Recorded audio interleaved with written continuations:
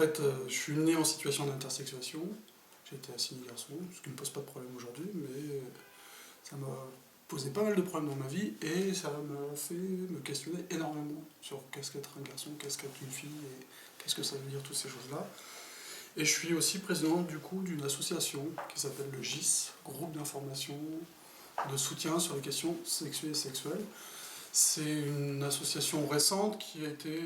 montée sous le modèle du GISTI, c'est-à-dire c'est une association militante qui a pour but de faire des actions en justice pour représenter les personnes qui sont minorisées. Un enfant qui naît en situation d'intersexuation, c'est pas un enfant malade, mais au motif que l'état civil français veut, il y a deux cases, il faut des garçons et des filles, et que la médecine dispose de technologies pour transformer les corps en ce qui ressemble à une fille, ce qui ressemble à un garçon. Nous, on dit plutôt pleinement mâle, pleinement femelle, parce qu'on est au niveau de la question corporelle. Et bien, on saisit un enfant dès son plus jeune âge, on lui fait une batterie d'examens invasifs, des examens médicaux, qui souvent, la plupart du temps, se transforment en des interventions chirurgicales. Et ça, c'est des pratiques médicales qui ont commencé dans les années 70, qui perdurent encore aujourd'hui, avec un discours de « on s'est amélioré, on fait mieux les choses », mais le problème à la base, c'est qu'on est face à un corps qui est sain, un corps qui n'a pas de maladie, et on va, ça c'est un point de vue qui est personnel, on va rendre ces corps malades, parce qu'en intervenant sur des corps sains, on fait des lésions, on abîme les corps, on transforme des corps qui n'avaient pas de raison d'avoir d'intervention médicale. Du côté du droit, en fait, alors il y a eu la loi, la justice du XXIe siècle qui vient d'être passée, donc qui va allonger un peu les délais de déclaration à l'état civil, la déclaration de naissance et donc le sexe assigné à 5 jours. En fait, ça a été fait pour les enfants de Guyane, pour qu'ils aient le temps d'aller jusqu'à la préfecture ou à la commune. Mais concrètement, ça veut dire qu'un enfant né, la première question... En fait, c'est pas la première question, c'est le premier acte dénoncé sur cet enfant, c'est on dit c'est un garçon, c'est une fille, et dans un certain nombre de situations, en fait, l'enfant qui naît en situation d'intersexuation, il y aura un problème d'assignation, et là se met en branle toute une machine qui va être ça devient une urgence sociale, il faut assigner cet enfant pour que l'état civil soit donné et surtout pour pas déranger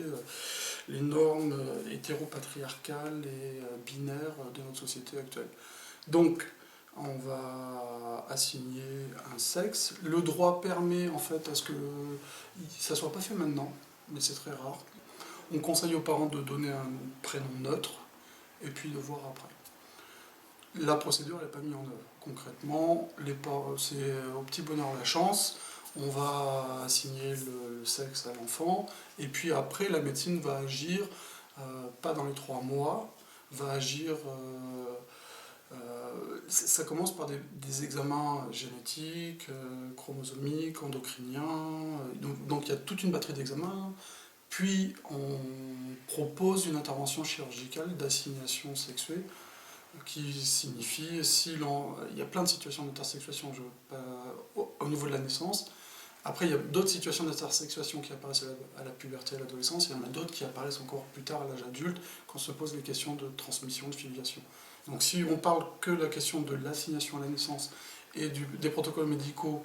sur les enfants intersexes, pour le moment, ça signifie que les médecins, en fonction d'un certain nombre de critères, vont assigner un sexe et vont proposer un protocole médico-chirurgical d'assignation, j'allais dire correction, mais ça serait faux, parce qu'au départ, il n'y a pas de problème. Mais il faut savoir qu'il y a des enfants qui vont naître avec un appareil génital qui ressemble à un pénis, mais qui va être porteur d'ovaires, avec un vagin, tout est mélangé, tout est possible. L'ensemble des possibles existe. Tout ce que vous pouvez imaginer existe, c'est-à-dire que des enfants qui naissent avec un pénis et des ovaires, des enfants qui naissent avec un pénis et un vagin, des enfants qui naissent sans pénis, donc avec un bourgeon génital qui pourrait être assimilé à un clitoris, avec un vagin sans utérus et des chromosomes XY. Voilà, il y a plein de situations différentes. Il y a des situations où les médecines pensent que c'est un clitoris mais il est trop grand donc on va le réduire, et il y a des situations où on pense que c'est un pénis qui est trop petit donc on va le faire grossir. Voilà, tout est très compliqué, donc pas très compliqué en fait. C'est très simple mais on complexifie la chose pour pouvoir respecter la binarité des sexes. Ça c'est à la naissance. Après il y a pas mal de situations d'intersexuation qui apparaissent au moment de la puberté, avant ou après, et on va envoyer une jeune fille chez un gynécologue parce qu'elle n'a pas ses règles à 15-16 ans, et il s'avère que cette jeune fille a un vagin, n'a pas d'utérus, et en fait a des testicules, donc n'aura pas ses règles, et là, on va lui proposer d'enlever les testicules et de lui faire une correction hormonale en la supplantant, en lui donnant des oestrogènes et de la progestérone. Voilà, donc il y a ce type de situation qui apparaissent aussi.